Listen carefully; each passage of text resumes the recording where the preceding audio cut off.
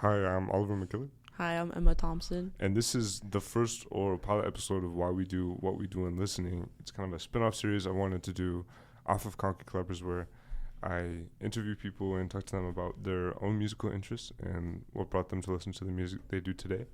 And I thought it was appropriate to have Emma be my first guest. Emma is my girlfriend. The rumors are true.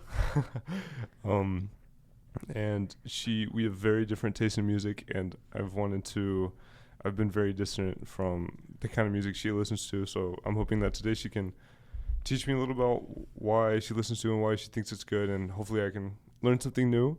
To start, who are your favorite artists? My favorite artists, if I had to list two, it would be Taylor Swift and Sabrina Carpenter. I'm a big pop girl. Yeah. Born and raised. What are your favorite genres to listen to? I'd have to say, obviously pop is number one. I'm also a big, classic rock, 70s, 80s fan, which not many people know about me. If you look at, my earbuds listening history, I'll be jamming to, AC/DC, and then I'll switch to, 2015 Sabrina Carpenter. Yeah. It's kind of crazy. I've been to, 4 or 5, rock concerts. I've seen Def Leppard in concert. I've seen Journey in concert. Obviously, half their members are dead when I see them, but I don't think that's the point. I'm also a big folk fan. Also a big indie music listener. My friends have kind of influenced that a little bit, but I think those are the genres in which I feel the safest. Yeah. Yeah.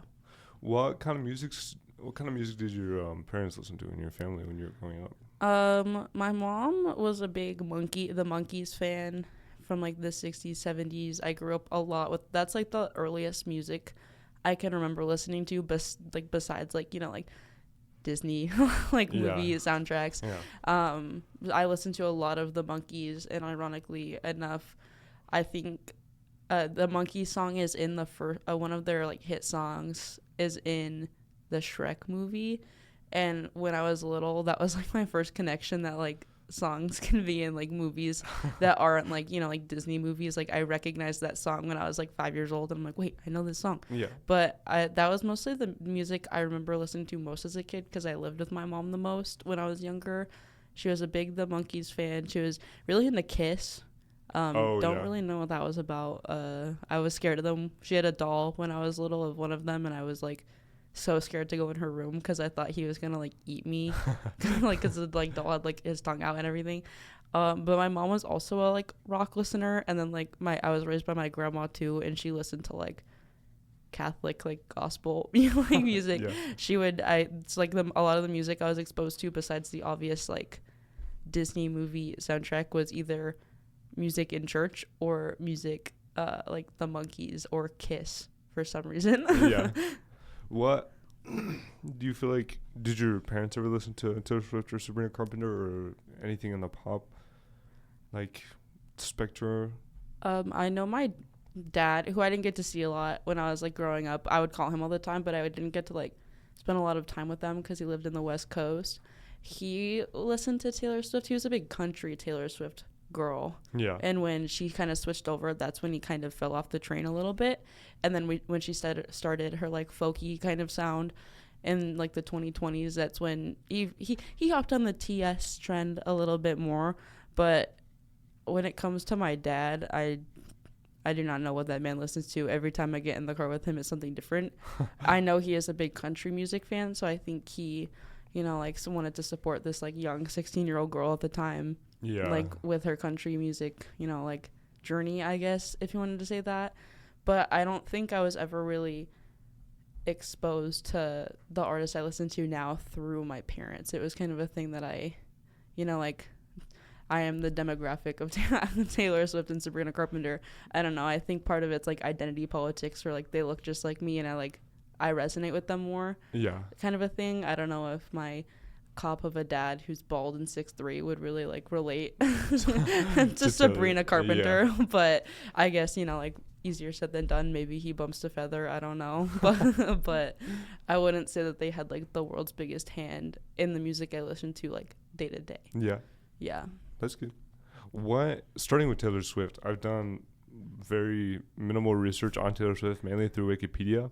I don't know how trustworthy Wikipedia can be, but it gave me all of her songs. Yeah. It gave me all of her albums, and then from Entertainment Daily, I got the top song from each album. I don't know how accurate it'll be, but I think it'll be a good gauge to see, kind of what the journalists think is the best and compared to what you think is the best.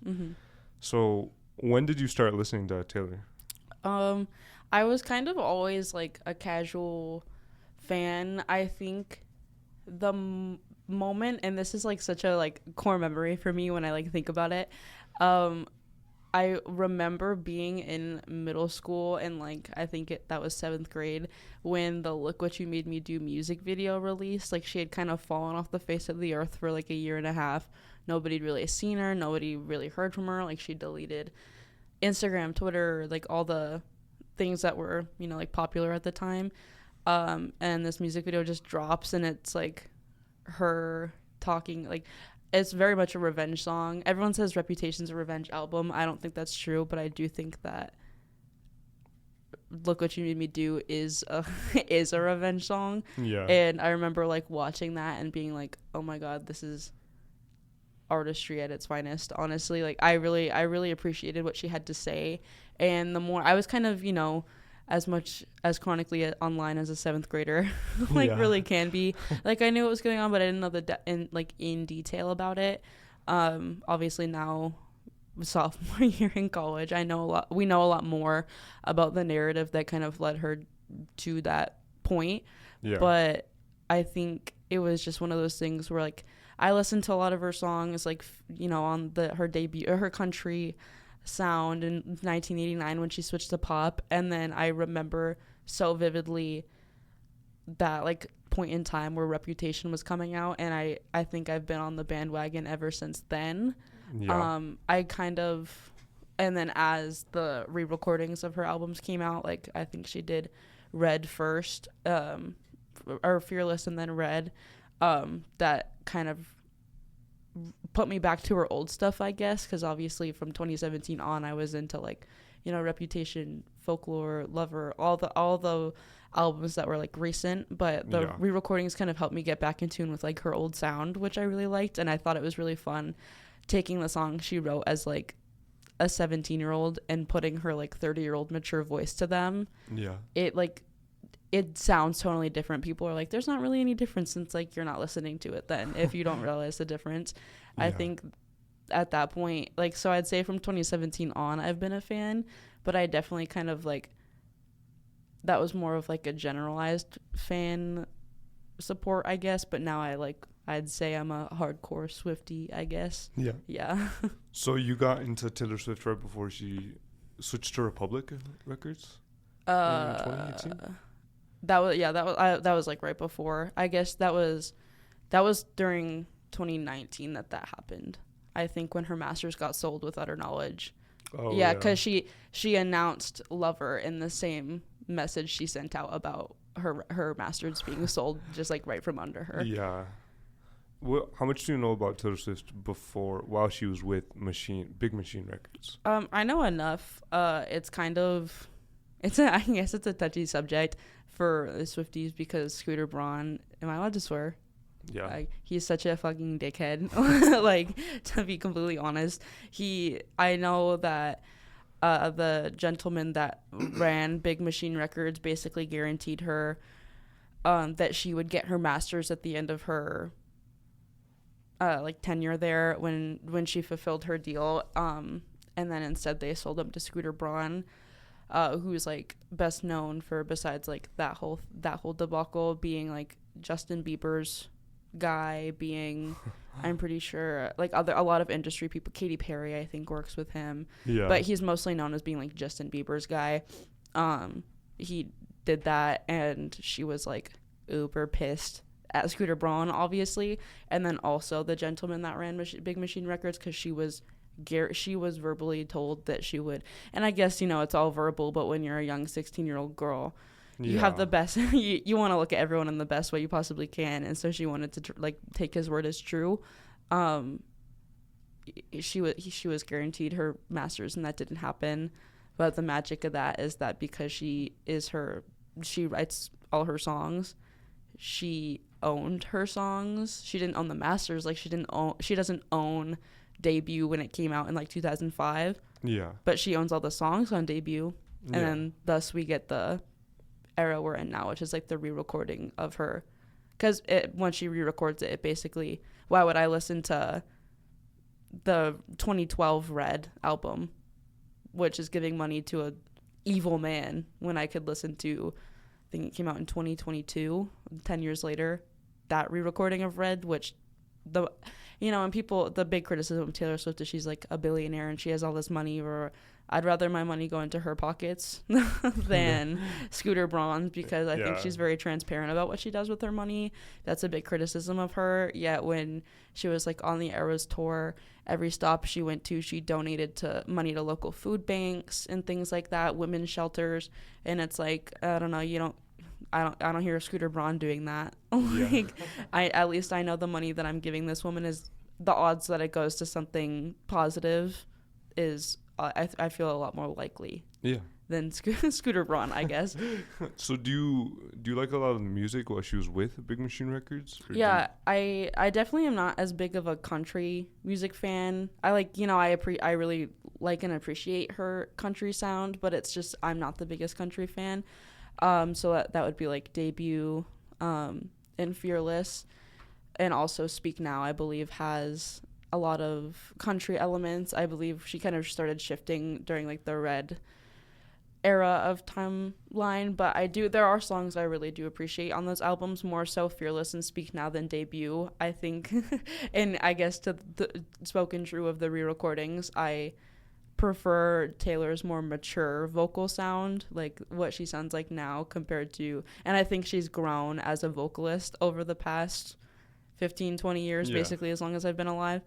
I think her debut songs are good and they're strong for like a 15-year-old girl singing about like her high school experiences, but I would say I'm more of like a fan of her sound vocally now. I think she's equally as strong as a lyricist as she was back then. Obviously, I think she's grown, but she's always been a strong lyricist. I will say she hasn't been the strongest vocalist in the world, and I think I think the first two albums specifically kind of speak true to that. Really? But yeah, if you just like sit there, it's funny because like when the re-recordings come out, people will compare the vocal tracks and everything, but you're like, oh, she doesn't sound that different, and then you hear like one note change and you're like, oh yeah, no, she you can hear the 15 years she's gained as a vocalist and artist in general. Yeah, I listened to, while I was going through Wikipedia, it gave me some examples of characteristic Taylor songs and how her style shifted through. And do you know Tim McGraw? Yes. Was that her debut single, or was it in? I believe that was her Taylor. It was in the debut album. If I'm not mistaken, it was either the first or second single off of the album. Yeah. It is a really good song. I really like that song. And I know after that, it's actually kind of cute. Like Tim McGraw's a big supporter of her, so he's one of the people that was like, yes, yes, Taylor, yes. Like, so it's like, man with a goatee, like supporting a 16-year-old girl. Yeah. But Tim McGraw is I think, if you listen to Tim McGraw, you basically get the gist of the debut album as a whole. Yeah. Is the sound, I guess, like I said, I'm not the biggest fan of the debut album and her country sound, but I feel like almost all of those songs sound the same to me. Yeah. And I guess that's people's criticism as Taylor Swift as a whole. But that's the magic of her having so many different genre-bending albums, is that I don't think it's physically possible to have all our songs sound the same. Yeah. Personally, I guess I'm a little biased as a fan, but I think a lot of her debut songs do share a very similar sound. This was on me for not being educated on Taylor as I was growing up. I didn't know she was a country singer until a couple of years ago. And when I was told to listen to our song, I was so taken aback by what she sounded like. Yeah. Because she sounds like she's from the South. Yeah, she has a fake Southern accent. Yeah. Like, and I think, because people are like, oh, she doesn't sound like that, and it's like, yeah, true. I think they told her to sound like that to sell the whole like sweet little Southern girl narrative. She's literally from Pennsylvania. Like, they moved to Nashville when she, like, you know, got a record deal, but she's from like the suburbs in Pennsylvania, and we'll kind of talk about that when we talk about her lyricism, because I have things to say about that. But she does not sound like that. She does not sound Southern. Listening, I have the music video pulled up, which we can listen to. She's so young. She looks the same. People accuse her of getting a nose job a lot. Really? Yeah, people like will compare her like, and this is just, I think, misogyny as a whole, and this is a whole other, like, I could talk about this for an hour, but people will compare her literal, like, she's 16 in that. Yeah. And compare her now, who's like 32 or something, and they're like, she looks different, she got work done, and it's like, or maybe she just literally aged 15 years. I don't.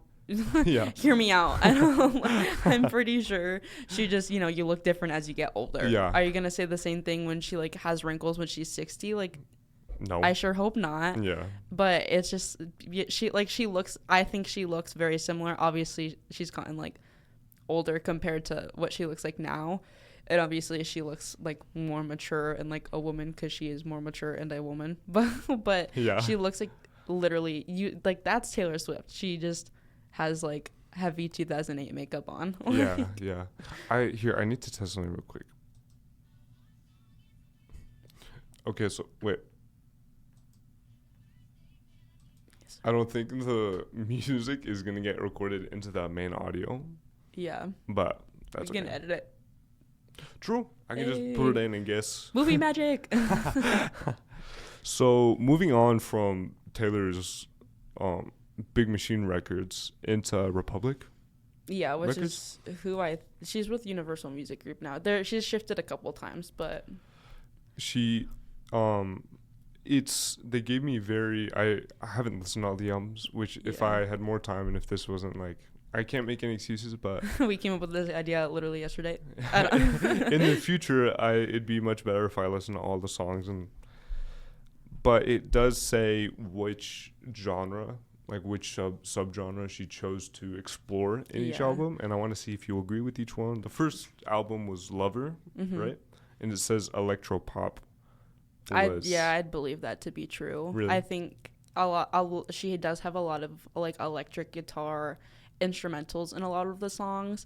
Lover is very much it's kind of a crazy listen if you sit there and listen to it like all the way through, no skips, because it'll be like Lover is I feel like her most tonally all over the place album in a way. I think it's a very good album, and I think it's arguably her most underrated. It actually kind of flopped when it came out.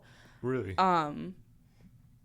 It wasn't Lover didn't really get its flowers until about a year or 2 years ago, when Cruel Summer, I think it was featured in a TV show, and that's kind of why it took off again. But Lover didn't really get its flowers from the like general public until like 3 or 4 years after it came out, because it came out in 2019, right before the pandemic. It is very, like I was saying, it's such a weird listen, because like it'll be like, oh, a song about, you know, like the title track Lover is it's featured in a lot of like weddings because it's very like gentle and romantic, and then it'll be like, and this isn't reflective of the track list in its entirety, I'm just like kind of skipping through in my head, but then you'll get to like Me featuring Brendan Urie, and it's like, what am I listening to? I think that's the weakest song on the album, and it gets a lot of flack from everyone, not even just Swifties. Like, nobody really likes that song. Yeah. And it kind of makes me sad, because Taylor really liked that song. Aww. And so when the public didn't really like it, it kind of, I can't put myself in her shoes, but I imagine she was upset. Yeah. And then you'll bounce to like Soon You'll Get Better, which is about her mom literally having cancer. And then it's like, whoa, like it's so crazy. But I do think that is a pretty strong, like, representation of what most of the songs sound like. Yeah. It's very like very electro pop. Like it's very like you want to move, you listen to Lover, but not the love songs. Yeah. What's your favorite song from the album? I really like Afterglow. That's a good one. I think arguably that's the most romantic song on the track list, personally. I think, and I have this as a talking point in my head that I think, as much hate as she gets for it, I think Taylor Swift's strongest asset is how she can define love and how she writes about love, and I think that song speaks so true to like the girl in her mid-20s experience on love and like what being in love with someone feels like. Yeah, what's the song again? Afterglow.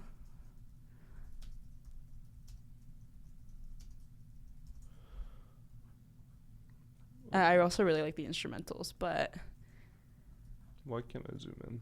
This is so stupid. Thank you, Boise State Public the library. I think it's it's one of those songs where people are like, when you're, this sounds so like corny, it's very like TikTok language, but how people will be like, oh, if you're in love with someone, don't associate Afterglow with them until like you're literally married for 20 years, because if you lose that song to somebody like you break up with, like it's over. Afterglow is a very, giggling at a zoom in.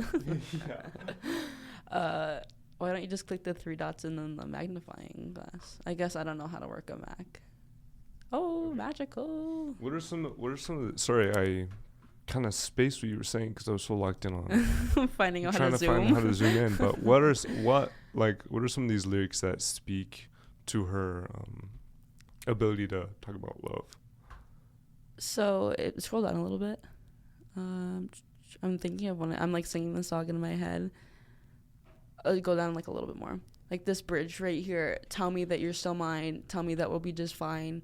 It sounds different when like she's singing it and you're like listening to the song, but I think that's like kind of the bridge of the song, where she's like, oh, tell me it's not my fault. Tell me I'm all you want, even when I break your heart. She's like, I think, and I believe her other strongest asset, like I think her 2 strongest things as a songwriter is that she can write a damn good love song.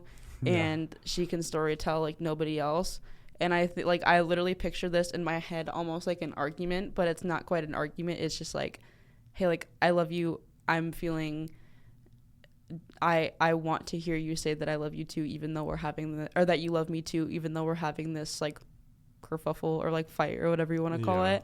Like, and even when I make you upset, like you still love me. I want to hear that. And then like the song goes on, and like obviously the other character that she must be like speaking to does, and she's like, sorry that I hurt you, I didn't want to do that to you, like I love you, can we move on? And I think that I think love personified, especially in like our American culture, is kind of like happy-go-lucky all the time, and if you're not happy, you're like toxic as a couple. And it's like, I don't think that's inherently true. I think arguing or disagreeing is almost just as important as like having those happy moments, because I think it's a test of communication and how you will communicate with each other when emotions are high, feelings might be hurt, like things like that. Because like say you and I are arguing, we don't argue very much, and I don't think because we don't argue, we don't have a very good established like relationship. But it's like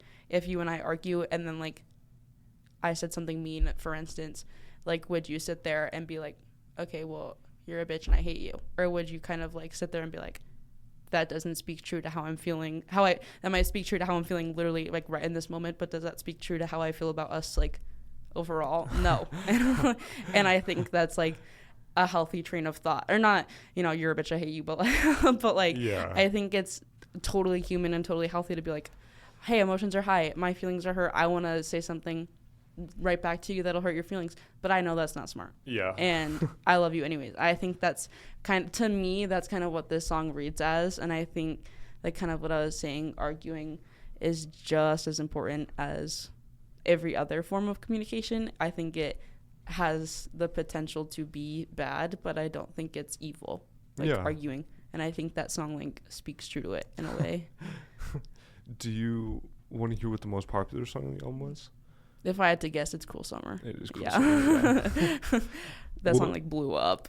What makes you think that it was Cruel Summer other than the fact that it blew up? What about the song makes you think that it would be as popular as it is? Well, it was featured. I can't remember if it was a movie or a TV show. It was around, I want to say, The Summer I Turned Pretty. Season 2 had come out 2 summers ago, if I'm not totally mistaken, and it was featured in there. And then also it had kind of taken on a mind of its own on TikTok. TikTok blows up everything nowadays. If something's viral, it went viral on TikTok. The song went viral on TikTok. Like, I feel like TikTok carries such a power that things like Instagram doesn't anymore. I think back in like 2014, Instagram was kind of the thing that things went viral on, but now I think our culture has shifted to short form content, specifically TikTok. And I know Cruel Summer was being used, like, you couldn't escape the song if you were on TikTok. Like, yeah. It was everywhere. It just has many viral songs, but I think it kind of had another punch of virality because it was Taylor Swift. And then because Lover kind of flopped when it came out, people were like, wait, like, why do I not know this song? Like, it's Taylor Swift, why do I not know it? And then like a whole nother beast was born. And also at the same time, like, Taylor Swift is touring on the Eras tour. I believe it's the opening song on the set list, the Eras tour set list. Let me Google that to make sure. Lover's the first album that is the album she opens with. Yeah, I guess you have the computer. You can you can Google it. But yeah, it's kind of one of those things where it was the opening song. Yeah, it's like a mix of Miss Americana and Cruel Summer. Yeah. She kind of finishes Miss Americana right after the first chorus and then goes into Cruel Summer. It's actually like, I will say, chills literally every single time. Every single time I watch the Eras movie, it's like chills up and down my arms. But I would say, like, you know, the virality, TikTok, it had it blown up. It was in a TV show around the same time, and then it just became like the viral beast that it is. I think it's like, if you look her up on Spotify, if I pop her up right now, I think it's one of her top 5 songs. Really? Which is crazy because that's a song that came out in it's number 1 with over, I need to, like, 2 billion streams. That's insane. That's almost 3 billion streams. Yeah, that's insane. It's number 1, and so that's just kind of, you hear it and you're like, oh yeah, like, obviously it's a Taylor Swift song. It's like her number 2 song has 900 million. Yeah, like, it's not. That's a lot, but it's not close. It's not 2.8 billion. Yeah. Like, it's like a third of the human population. Yeah, literally. Like, granted, people listen to it like twice a day or something, and then it blew up on the radio, whatever. But that's literally like half that's like if all of America listened to it like a bajillion times over. And that's also Spotify alone, which is crazy. Not Apple Music, not Pandora, not the radio. Yeah, not the radio. Like, that's just Spotify. Moving on to Folklore. What's your favorite song from Folklore?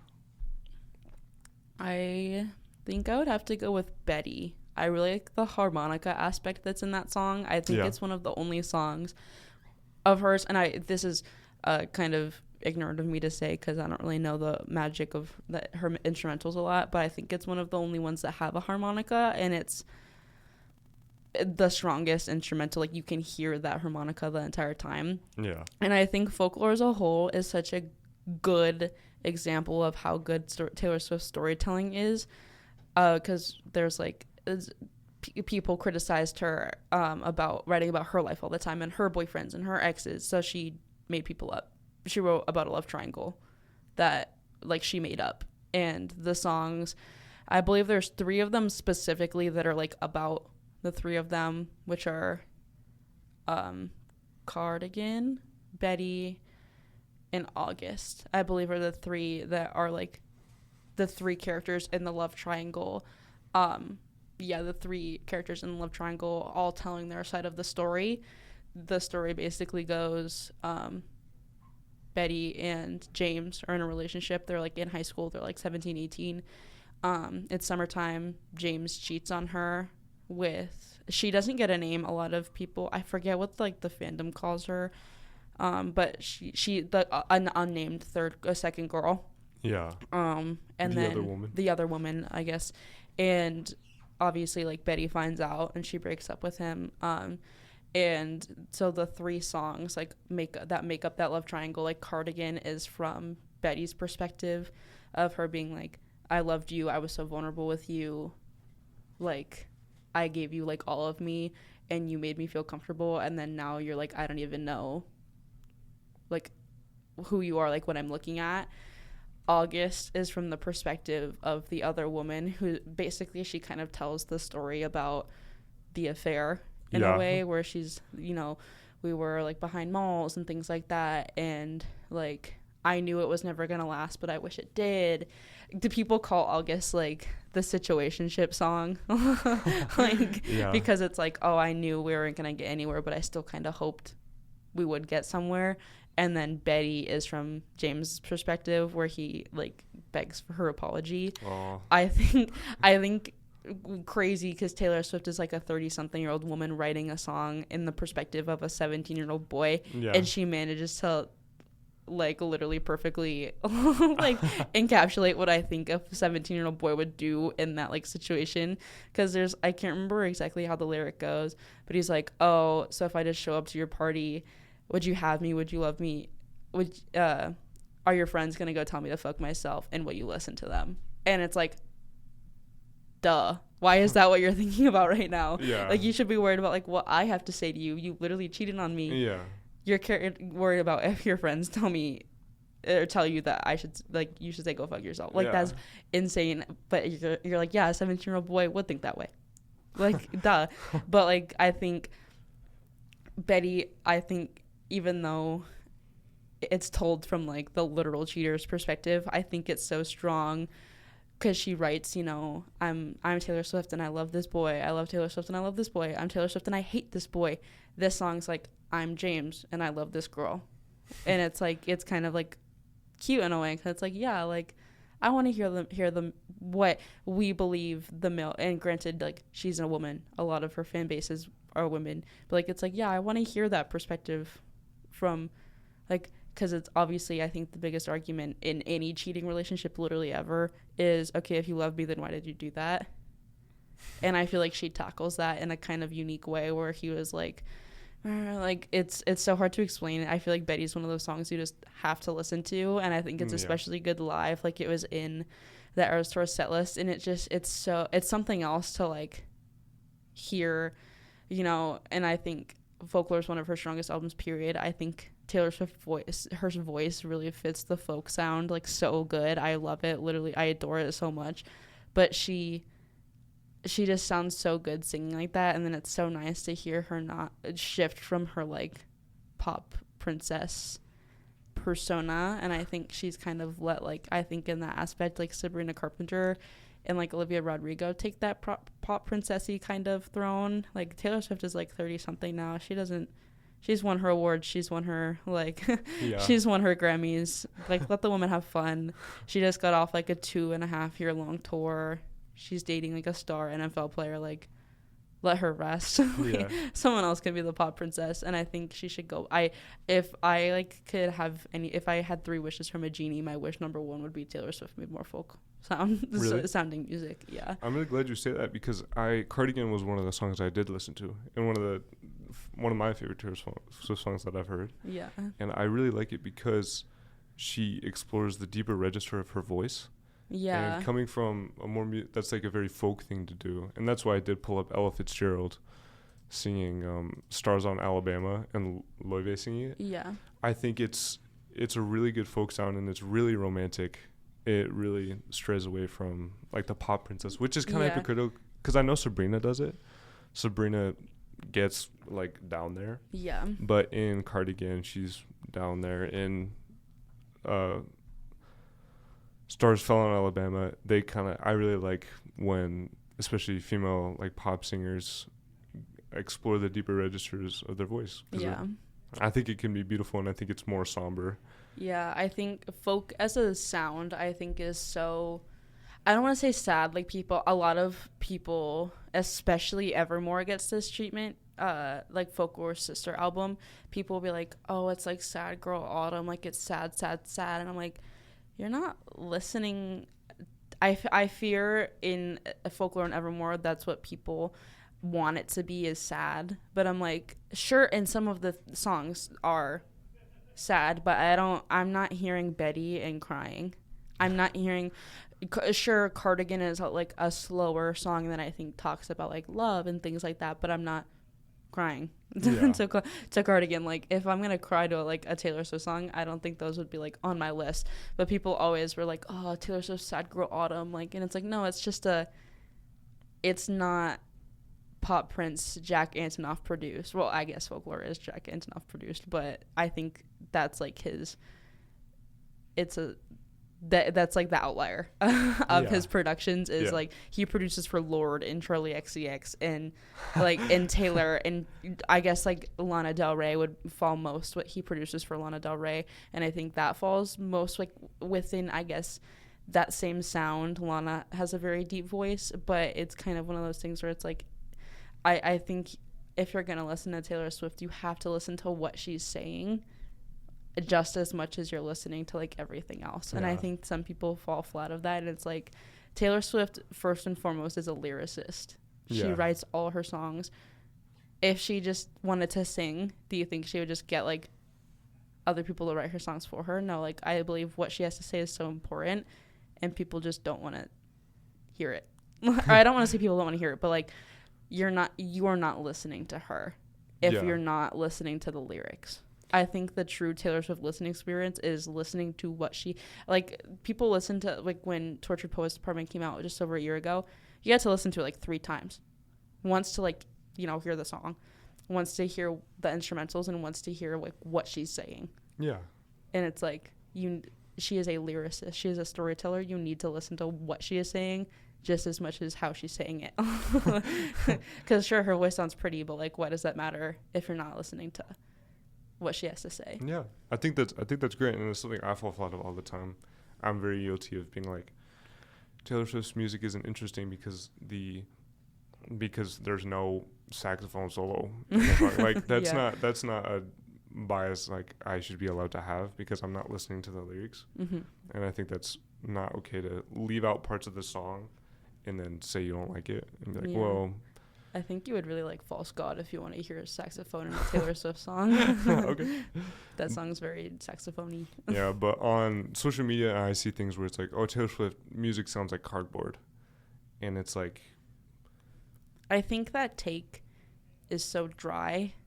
Like, one of my close friends, like Sierra, will always say, like, you know, I don't like Taylor Swift because all her music sounds the same to me. And I'm like, fair. Like, I think that's fair. Yeah. You know, I think the woman's been in the industry for 20 years. At one point, does it sound a little repetitive? Yeah. But I think that's particularly unfair within the past 5 years, where she's switched from electro pop to folk to more Midnights, I guess, is more traditional pop after kind of like genre bending rock and then electro. But I think it's like that's such a tired take, because it's like, no. So you're telling me if you sat down and listened to Love Story and then sat down and listened to False God or Cardigan or The Lakes, you're going to think they're the same song? Yeah. No, they're so tonally different. She has different things to say. Like, Love Story was written by 17-year-old Taylor. The Lakes is written by 30-year-old Taylor. Like, they're at different points in life. And I guess I've fallen kind of into that same boat. Like, I've said to Cabri before, like, I don't really like listening to Gracie Abrams because I think all of her songs sound the same. But I recognize that's an unfair criticism of me, because Gracie Abrams is a young artist. Like, she's figuring out her sound, you know. Yeah. Do I think all of her songs sound the same?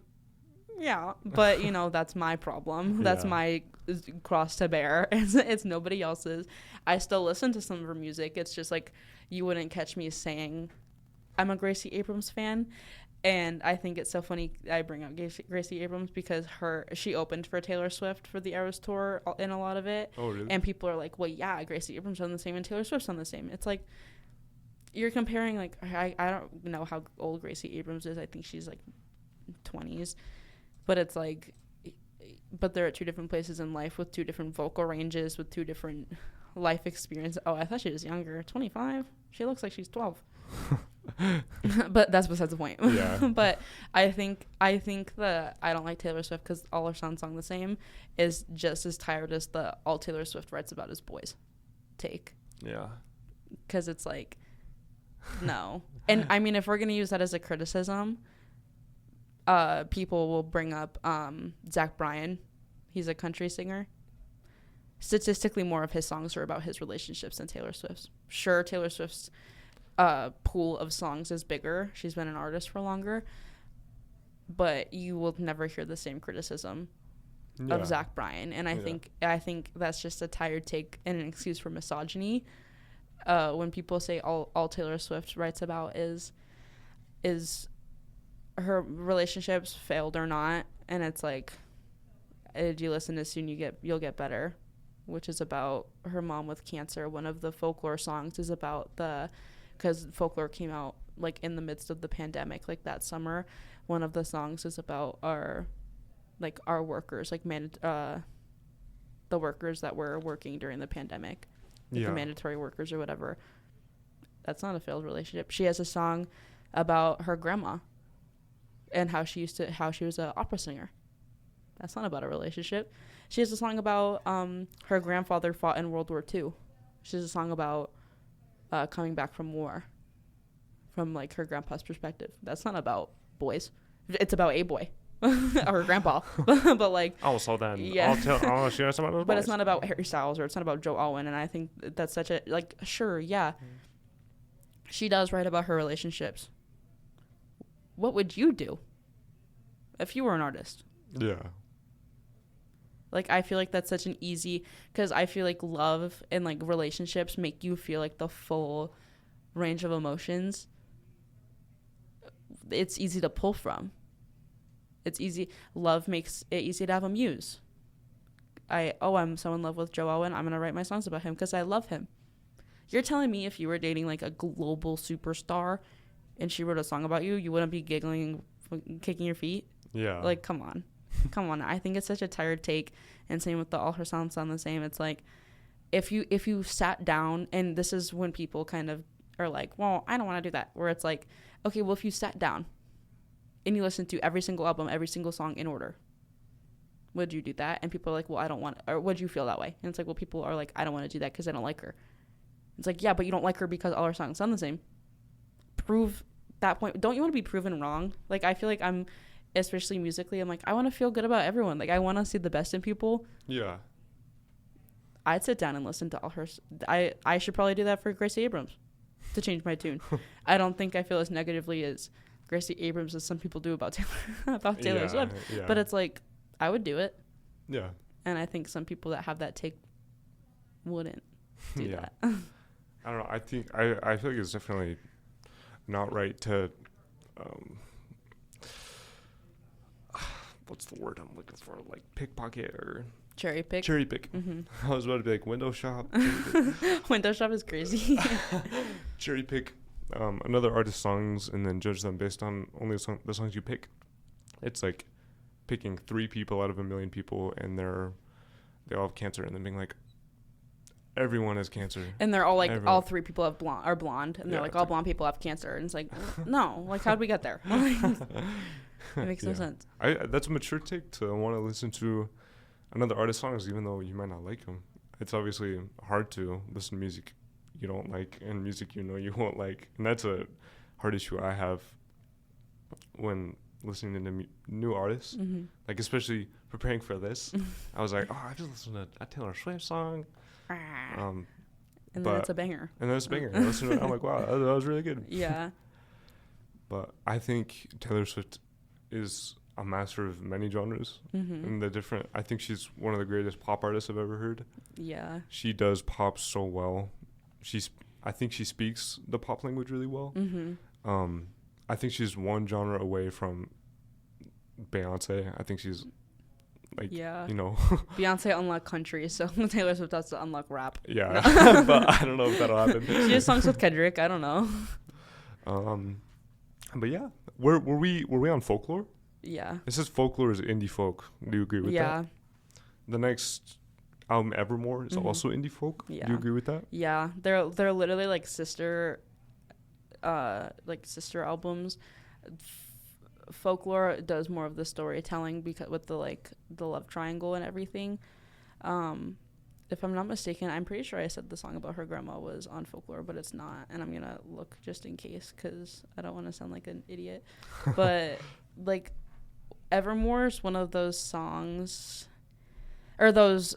Well, there is a song, but Evermore is one of those albums. I think Evermore and Midnights are more alike than people think. Midnights came after Evermore, where in hindsight is always 2020. Like, she's broken up with Joe Alwyn now. She's with Travis Kelce. You listen to Evermore and you're like, this woman, where is she getting this? Like, one of the songs, Tolerate It, I'd argue is one of her most heartbreaking songs, like literally in her discography.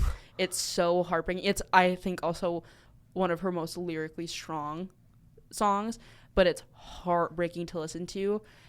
And you listen to it and you're kind of like where is this coming from? Like, what? Because obviously, you know, like as an artist, you pull from your experiences all the time. And it was so well defined that Folklore was a storytelling album. She was telling a story, and Evermore wasn't that. And so you're like, okay, well, I'm assuming this. And you know, it's all assumption, but you're like, I'm assuming this is about you. Taylor, blink twice if you're okay. Like, that whole song is basically her talking about, like, I love you so much. I love you so much. I do all these things for you because I want you to love me, and you just tolerate it. That's literally the whole song. And it's like her being like, oh, I set the table with all the stuff you really care about. Like, I did this for you. I did this for you. And you just don't care. And it's like, you hear it and you're like, oh my God, like, where is this coming from? Because up until this point, timeline wise, within her own life, you know, like, you knew she was dating Joe Alwyn. At this point, they've been dating for a couple of years. They started dating around Reputation, like 27. They dated for 6 years when they broke up.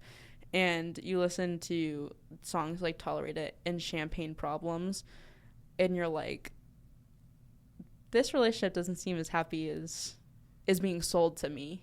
Yeah. Like, where are you pulling this inspiration that you're singing about, like, oh, I do all this stuff for you because I love you, and then you just tolerate it? Yeah. And Champagne Problems is basically like, oh, in the narrative, Champagne Problems is almost like, oh, I'm scared to get married. But then in, like, retrospect, hindsight's always 2020. In Tortured Poets Department, she's like, actually, you're the one that didn't want to get married. I've been waiting. I was waiting. I wanted to get married, and you just didn't want to. And I think Champagne Problems is also one of her strongest songs because you listen to it and you're packed the punch of, like, wow. And when she plays it live, like, I think I just need to make you sit down and watch the Eras Tour movie with me. Okay. And you'll get my point of, like, when you listen to it live, that and Tolerate It, you're like, wow. Like, that's crazy. And, like, when her and Joe Alwyn broke up, those were the songs where she was, like, crying, trying not to cry, performing, because it's like, that had to have spoken true at some point to their relationship. Yeah. And how, like, she's like, she in Champagne Problems, assuming that she's singing about her, she paints herself as this, like, imperfect bride. And it's like, were you an imperfect bride, or were you just pushing that narrative onto yourself because he didn't want to get married? Yeah. And it's so crazy to me. And I feel like it's arguably, besides, and I guess it's hard to say depending on how you interpret each album, but Evermore, I feel like, is one of those albums that you listen to and then you're like, you have to, like, sit with it. It's so, like, emotionally vulnerable where you're like, damn, that's crazy. Yeah. like and some of the songs are just like how I made you listen to Cowboy Like Me yesterday in the car. That had really not a whole lot to do about, people don't think Joe Alwyn, but you listen to it and you're just like, damn, that's tough. Yeah.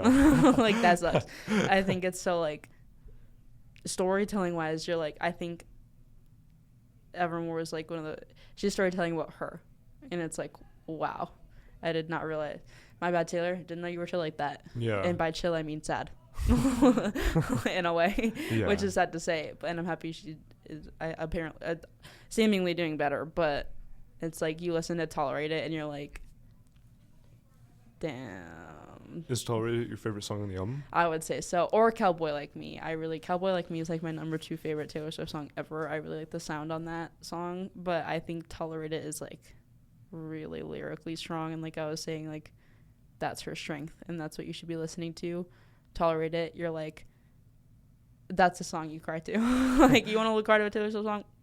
Play Tolerate It. Yeah. In my opinion. Yeah. Do you think, can you guess what the top song on the album is, according to Entertainment? Willow. It's Ivy. Really? Yeah. Wow. Interesting. That song's like, that's a song of storytelling because it's about like an affair also. Really? Taylor Swift be writing about affairs. Hello.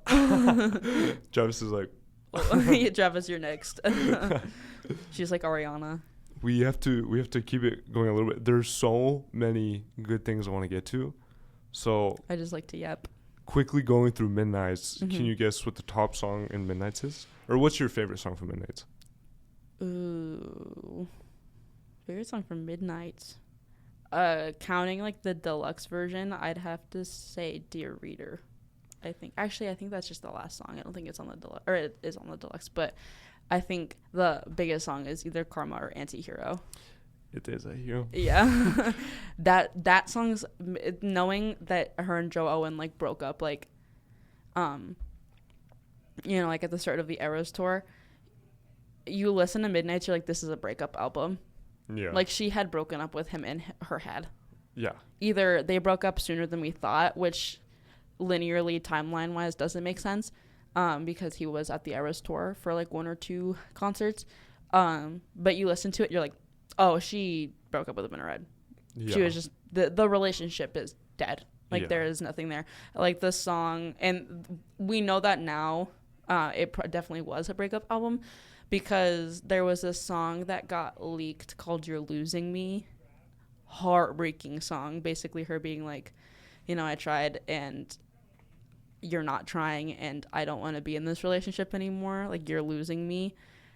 And it leaked and people were like, oh my God, like, is this a Tortured Poets Department song? Like, or is this on an album we don't know about? Like, because at the time we didn't know about Tortured Poets Department, and people were like, oh my God. And then it came out on the Midnights Deluxe, or like they released it with Midnights. And then Jack Antonoff, the producer of Midnights, posted like a day or 2 after the release of the song, a picture of him and Taylor like in the studio or something. Or I think it was in their kitchen, honestly, they were cooking. And he was like, oh, this song was written in like December 2022. And it's like, that's bananas if she wrote it in December 2022 and then stayed with him for a couple more months. Yeah. Because you listen to You're Losing Me, you're like, oh, she hates his guts and she's breaking up with him. Or they're broken up. And then you're like, oh, they're still together, and they broke up in like April of 2023. Do you think she wrote that and she was like, I hope he catches a hint, or do you think he was wanting it? I don't know. I think because the whole narrative behind Joe Alwyn and Taylor Swift is that when they got together, she was kind of cast aside. This was when like the Kanye West stuff was happening and the Kim Kardashian, and before Reputation, where like she removed herself from the public eye basically. And so when they met and they got together, he got her privately. He got Taylor as a person a lot. Yeah. And the narrative behind them is that, because he's an actor, that he could not cope that he was with the fact that he was dating not just Taylor Swift, he was dating Taylor Swift. Yeah. Like he could not cope and handle, and it boils, some people think it's like a misogyny thing where like he couldn't handle her success and how much more successful she was compared to him. I don't know if that's inherently true. I think Joe Owen's not a bad guy. Like I think he's a good guy. Yeah. But I think it speaks true somehow. I just don't think he could handle. I don't think he grasped how big Taylor Swift was or is. Yeah. And I think, you know, with Midnights blew up, like, and the, you know, the Eras tour, but it was her first tour since the Reputation tour, because she was going to tour with Lover and then COVID happened, so it didn't get to happen. But Like, that was her first tour, and she'd released, like, 5 albums since then. I think 5 if you count Tortured Poets Department, which she released during the tour, and then she included it in the tour. But it's, like, I don't think Joe Owen knew what he was getting himself into. It's like if you're dating Beyonce. Like, everyone knows Beyonce. Everyone knows Taylor Swift. My dad doesn't give 2 shits about Taylor Swift, but if he saw her walking down the street, he'd be like, hey, Taylor Swift. Like, I think she's one of the most recognizable, famous people on our planet right now, globally. That I think that narrative is that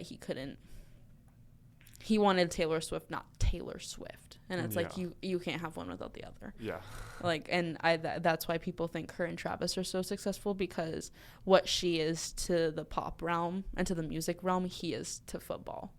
Like, everyone knows who Travis Kelce is. Yeah. He's on the Chiefs. Like, everyone knows who the Chiefs are. Like, they're in their, like, dynasty era. Like, and that's why people think they work so well together, is because they get each other in that sense. And I don't think Joe and Taylor got each other professionally. Yeah. Not to say they did. I mean, this is all parasocial of me. Like, I don't know them personally. Like, I don't know what the relationship looked like behind closed doors. But when you listen to songs like Tolerate It and You're Losing Me, you get a little bit where you're like, I think I know. I feel like I know too much. Like, she's sharing too much. Yeah. But no, keep doing it, Taylor. Wikipedia brought up Lavender Haze as a specific example of her. It says Midnights was pop. Super pop, and it brought up Lavender Haze as a clear tell of her speaking the pop language into her falsetto, which I think is a good example of her being able to speak folk and pop. Yeah. It was like her going back to her roots. Like, people were really excited. People kind of mourned the, like, folky, like sound. Yeah. But people were obviously really excited to hear Midnights because it was very poppy. Lavender Haze especially is one of those songs where you're like, you can bump to Lavender Haze. Like, it was a single on the radio. Obviously, like, Karma, everyone hears that, and they're like, this is, like, Karma's, like, when I think of Taylor Swift pop, like, right now, like, I think of Karma. Like, Karma's my boyfriend. Karma's the guy in the Chiefs. You know, Karma is, you know, like, it's almost like a fun little, like, Avengers Endgame wrap-up, where she's like, oh, Calvin Harris, yeah, fuck him. Oh, Kanye West, fuck him. Like, and then it's like, props, Taylor, props. Like, it's just like, you're like, and then she's like, yeah, mic drop. And then, like, there's a diss on what's his face, Big Machine Records, but Justin Bieber guy, Scooter Braun. There's a hit on Scooter Braun in there where you're like, in vigilante shit, where you're like, damn, she is down for the count. Like, she's airing out all her dirty laundry. He's so scary looking. Like, his smile looks so not real. Yeah. He kind of looks like Charlie Kirk. Low key, yeah. Like, except he's all they need to, like, split each other up. Like, he's all teeth. Charlie Kirk is all gums. Yeah. Yeah. That's a little mean, but he looks like Dason and Charlie Kirk had a baby. And his name's Scooter Braun, which is such a dickhead name. That's like, a sick name. You hear Scooter Braun, you're like, that man's an evil villain. If I could just have any name, it'd be Scooter. The last thing I want to ask you, we have like 3 minutes left, but I want to ask you your feelings on the Eras Tour being the highest grossing tour of all time and the highest grossing concert film of all time. Period. I think I didn't get to go to the Eras Tour. We don't have enough time to talk about that, but I'm mad about that. But I think it speaks, it's almost like, you know, you can't, people's whole complaint with Taylor Swift during the Eras Tour is like, you can't escape her. She's everywhere. She's on tour. Her Cruel Summer's playing on the radio all the time. She has another album coming out. She has re-recording albums coming out. Good. Like, God forbid a white girl catch a vibe. like I think it speaks so true with, like, no matter how much misogyny she faces in the industry with the, all she writes about is boys, all her songs sound the same, oh, you want to buy all your masters, haha, fuck you, I'm selling them. Like, no matter all of that, she still comes out to gross like $2 billion on tour and the concert, and then it's kind of like she's genius because the tour, there's scandal around the Eras Tour because of how the tickets happened. And Ticketmaster's like in court for that right now, about being a monopoly. But it's crazy. I really liked how quickly the concert film came out. Like, it got filmed in July, and it came out in October, on October 13th of 2023. And, you know, there was some criticism with that where, like, the editing was a little rough. Some of the sound mixing was a little rough. But it's like, you're giving an opportunity for people that didn't get to buy tickets. Because it's literally like you're there. Really? The only thing you're missing is, like, the confetti that's falling down. And, like, when the flames come up, like, the pyrotechnics go off, like, you don't feel it. Yeah. But, like, the concert movie is so reflective of what the Eras Tour was. And I think it's such, like, I think it was, like, a gift almost to the fans, like, who did get to go and, you know, everything, but also the people that didn't get to go and didn't get to see it and didn't get to experience what the Eras Tour was. There were, like, movie showings where they were like, bring your friendship bracelets, because people would trade friendship bracelets at the concert, and they're like, bring your friendship bracelets, bring your confetti poppers, dress up, like, let's make it a whole thing. Yeah. And I think that's so, like, gives back to the community in a way. It's like, you couldn't have grossed that $2 million or $2 billion without the people going, and without the people that wanted to go, and without the people that weren't like, because there were people that live streamed every single show. Like, there was an app that got developed where you could place bet, or it wasn't betting, but it was like you could guess what outfit she was going to wear for each era, because she would switch it up, or like there'd be a new, you know, like, and it's like, that's so, she knows her, like, fandom, I guess, and I hate the word fandom, but it's like, she knows her fan base is a community. Like, everyone, shit on the Swifties all you want. You can't tell me that they're not the most, like, united front in the world. Like, yeah. Borderline, like, the Swifties hate on, and people are like, oh, there have been multiple celebrities that are like, I'm scared of the Swifties, because, like, they are so united. And it's like, she knows that, so here's a movie, here's Eras Tour exclusive merch, here's this, here's that. And it's like, what other, and Beyonce's concert movie came out with around the same time, like, I think they came out within a month of each other. The Renaissance Tour movie. The Renaissance Tour movie kind of featured more, like, behind the scenes things. The Eras Tour concert movie is just like a 3-hour recording of the concert. There was a couple songs that were cut, which ridiculous, but and it's some of the damn best songs on the set list. But, like, it's just so nice, like, having that. And I think it's so almost, like, powerful to know that, like, a woman that, and, you know, speaking as a white girl with blonde hair, like, there's many of me on this planet, but it's, like, nice knowing that, like, wow, a woman that I, like, I wouldn't say idolize. I think idolizing people is kind of a whole nother battle, but yeah. Like, a woman I look up to that looks just like me, that I really that I identify with, is having the success I can too, kind of a thing. Feminism, you know? Yeah. But that's basically it. That's so good. I know. I'm like, people keep looking in here, and I'm like nervous. We are out of time. Yeah. We have reached our hour mark. But thank you so much for teaching me and talking to me. I love talking. I love talking to you. Thank you for listening. For those of you that are here in the episode, again, this is I'll Do More. I really like the format. I really like talking about music. Music is my favorite thing ever. And I love learning, and I love talking to people. I love my girlfriend. Thank you all for listening. I hope Taylor Swift, if you're watching, we're big fans. Hit me up.